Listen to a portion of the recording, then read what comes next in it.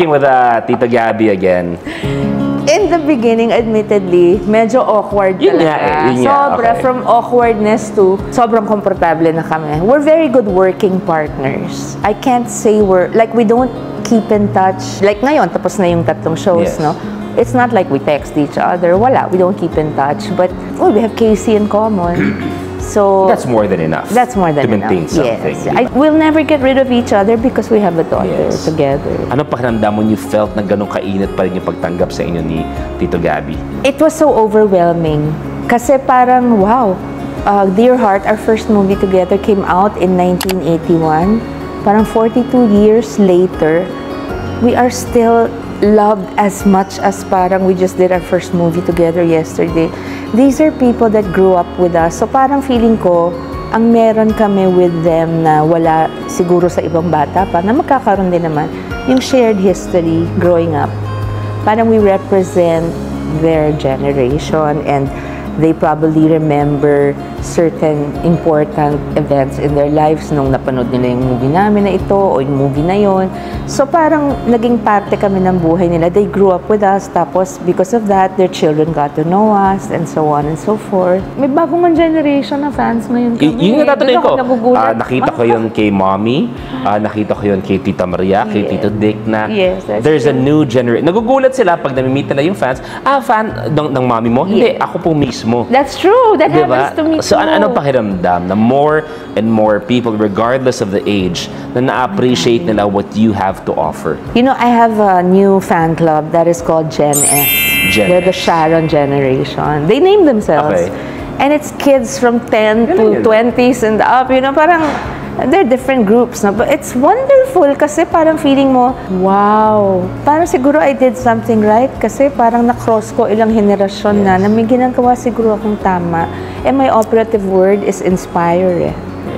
Kasi we all fall down. It's how we pick ourselves up. And that's, I think, hindi ko sinadya yun, pero that happened to me so many times in my life na siguro they see, oh, she's also human, but look, she picks herself up and she's able to focus. I've never been self-destructive. I don't drink, never done drugs. The only stupid vice I have ever had in my life was smoking, which I kicked 20 years ago.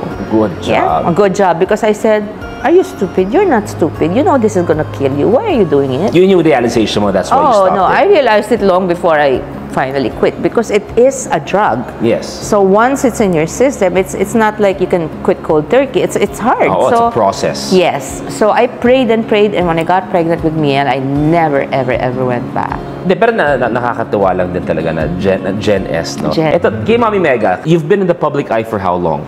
Your whole life? 45 years. 45 years. Since I was 12. Your mama was younger. How does it feel na at a very young age, kahit pa paano, alam ko rin to, kilala ka na kagad, bawat galaw mo will be scrutinized, bawat mali mo, pwedeng pag-usapan, bawat victory mo, pwedeng palakpakan. Ano pakiramdam nun?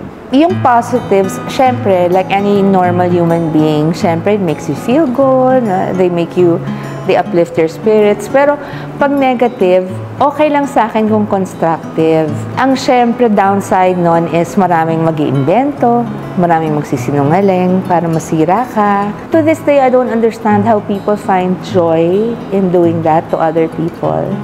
Parang you have to step on someone in order to lift yourself up. It's a mystery to me.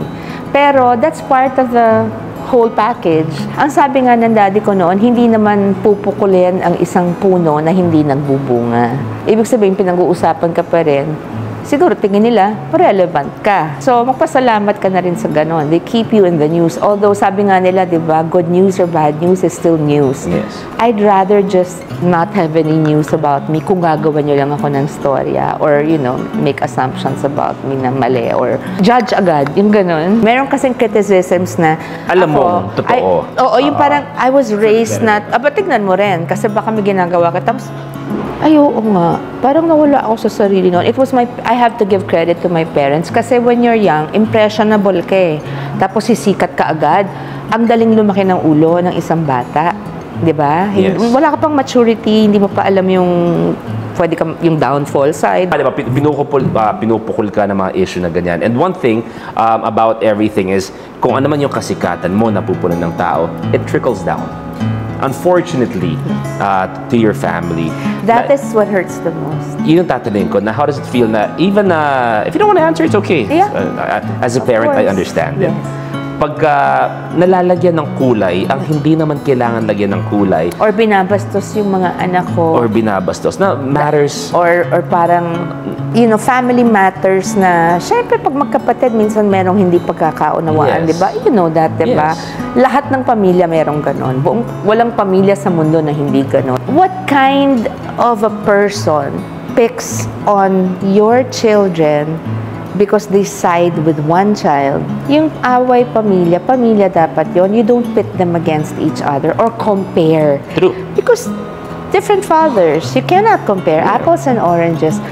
Pangalawa, why are you putting my children through so much pain and heartache that they are not used to? Hindi naman showbiz yung iba kong anak. At mas bata, di ba? So, si Casey Miskipano, she has a feel for it kasi she's been in showbiz also for a time na. It pains me as a mother na kung ako na lang. Kung meron akong ginagawang ayaw nyo o may ginagawang yung tatay nila na ayaw nyo, kami na lang. Huwag yung mga bata. Please spare my children.